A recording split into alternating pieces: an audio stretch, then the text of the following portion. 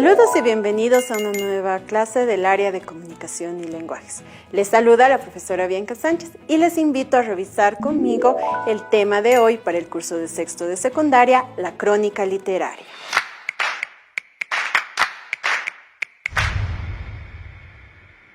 Comencemos hablando de por qué se llama crónica. Pues porque este texto nos va a narrar una serie de hechos que van a ser contados de forma cronológica. De ahí su nombre. Existen dos tipos, la crónica periodística como también la crónica literaria. ¿Cuál es la diferencia entre estos dos?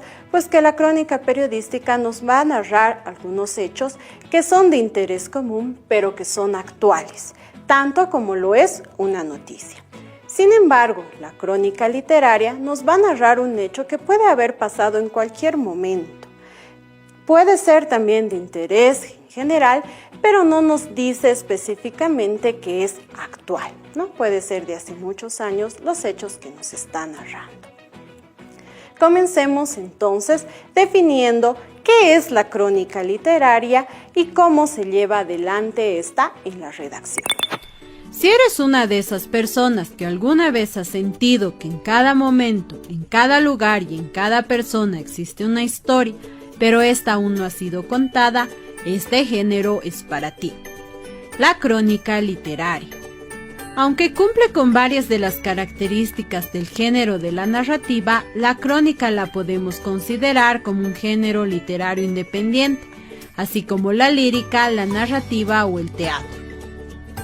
Etimología, es decir, el origen de la palabra crónica toma su nombre del griego cronos, que significa tiempo, así como el dios que tenía el mismo nombre.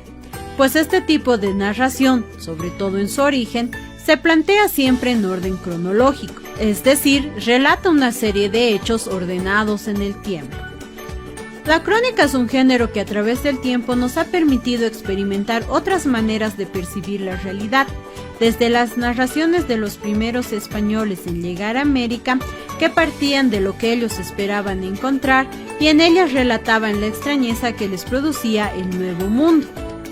Estas narraciones que realizaron relatando cómo era la vida de los indígenas, sus costumbres, su hábitat, su alimentación, se conoce hoy como crónica de indias. Hoy la crónica tiene elementos tanto del periodismo como de la literatura, pues se trata de narraciones que reflejan hechos reales comprobables, lo que hace el periodismo, pero son relatados de manera tal que resultan obras estéticas con elementos propios de la literatura como las figuras literarias. Algunos cronistas han buscado un símbolo para explicar de mejor manera qué es una crónica, y han encontrado en un singular mamífero que pone huevos, tiene cuerpo de castor y pico de pato la representación perfecta.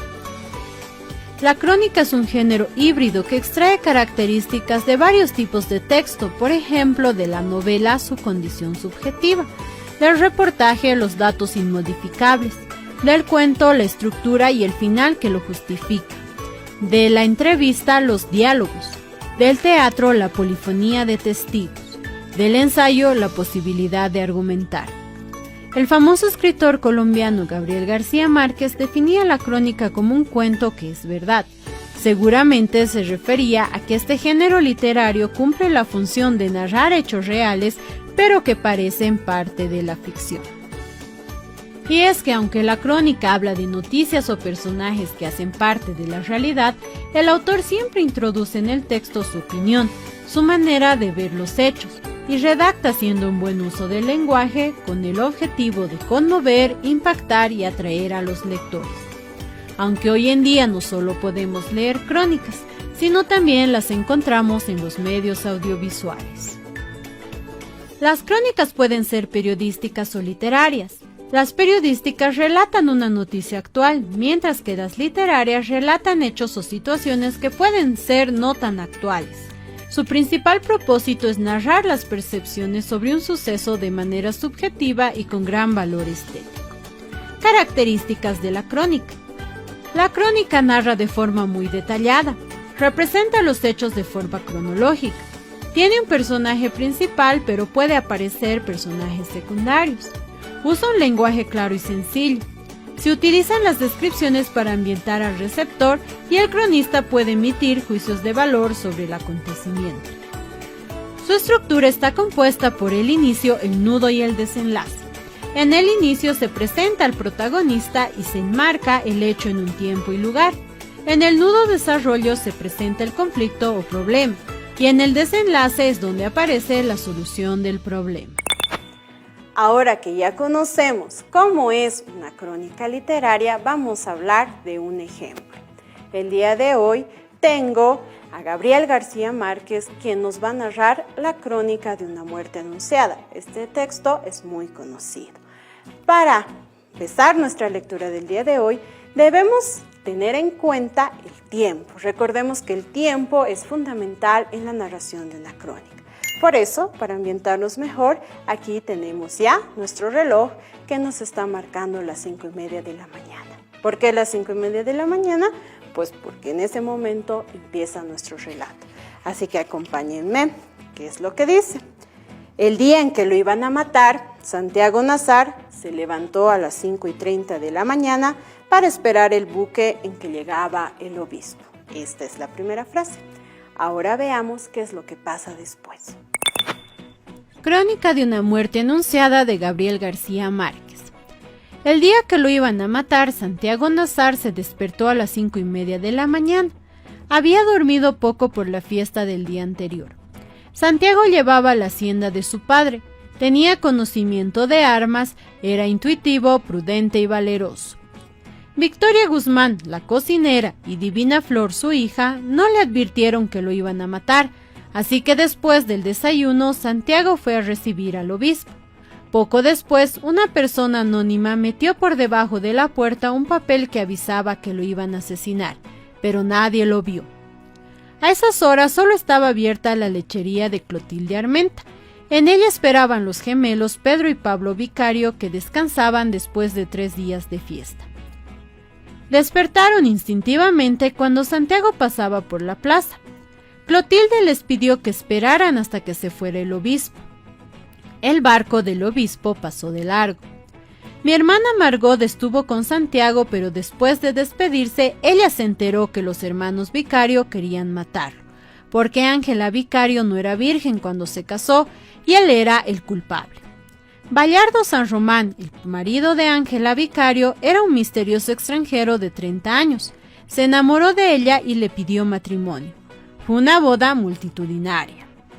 Después de que acabara, Bayardo San Román apareció en casa de Pura Vicario, madre de la novia, y luego se acercó a la luz Ángela, que iba con el camisón hecho trizas. Bayardo devolvió a la chica a su madre, y ella le dio una paliza.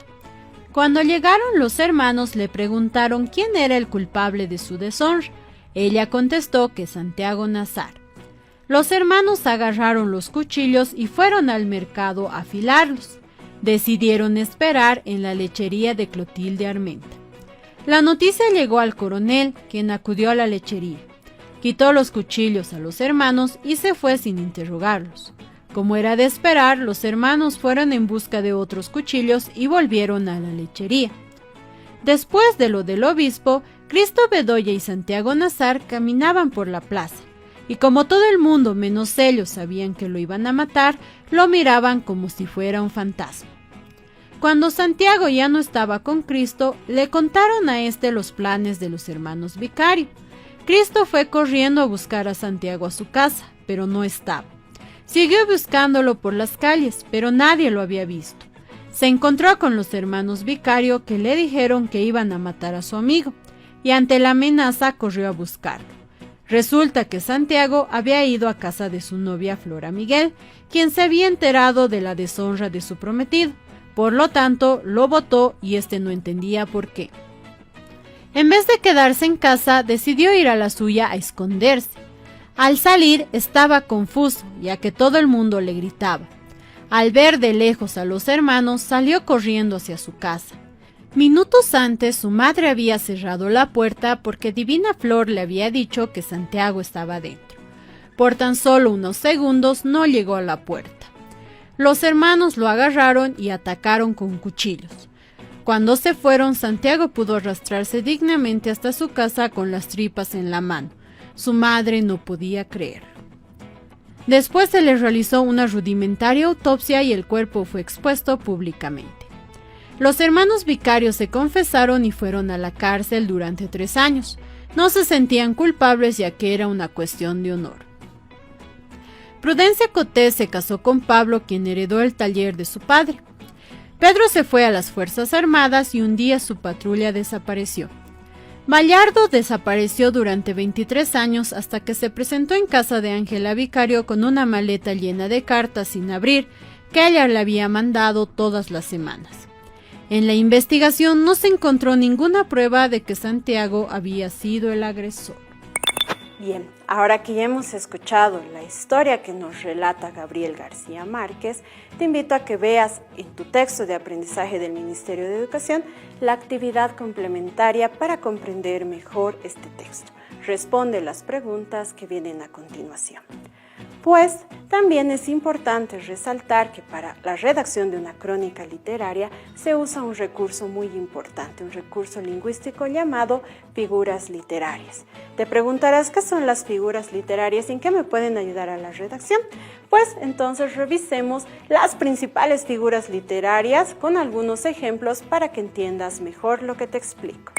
Las figuras literarias son recursos lingüísticos o de la palabra que los escritores utilizan para embellecer su obra y así brindar mayor expresividad al texto. Empecemos con este verso de Becker y veamos lo que sucede. El texto original no tenía un orden lógico como en la oración de abajo. Este cambio de orden se llama hiperbatón. Llamamos anáfora a la repetición de una o más palabras al principio de una frase o verso. En estos versos podemos encontrar la repetición de la palabra mientras. La hipérbole es la exageración de un hecho. En este verso de García Lorca se exagera el dolor. La personificación es simplemente tomar a los objetos como si se tratara de personas. En estos ejemplos nombramos a la luna como si se tratara de una persona triste o a los vientos con un carácter enfurecido. En la metonimia reemplazamos una palabra por otra que tenga una relación de causa-efecto o parte-todo.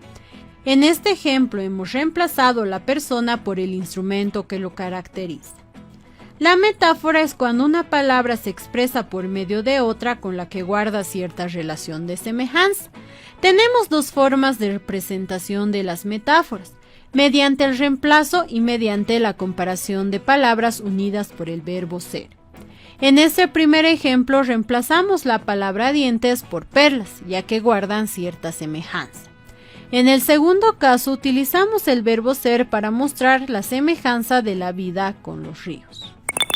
Ahora que ya conoces cómo se lleva adelante una crónica literaria, es importante recalcar lo siguiente. Los principales representantes de este género en la época colonial fueron Cristóbal Colón, los incas Garcilaso de la Vega y Guamán Poma de Ayala. En la época republicana ya podemos nombrar a José Martí y Rubén Darío. Y en la época contemporánea podemos nombrar a Gabriel García Márquez, que hemos aprendido el día de hoy su trabajo, a Mario Vargas Llosa. ¿Y quién será el próximo cronista? Pues tú. Tú puedes ser el próximo cronista. ¿Cómo puedes llevar adelante esto? Ya has aprendido la parte teórica, solamente te falta ponerlo en práctica. Puedes buscar historias que sean relevantes en tu comunidad, en tu ciudad, en tu pueblo, en donde nos estés viendo. Y yo te espero en una próxima clase para que continuemos aprendiendo acerca del área de comunicación y lenguajes. Hasta la próxima. Educa Bolivia 2021, año por la recuperación del derecho a la educación. Recuerda tomar distancia y evita contagios. Cuídate y cuida a los demás.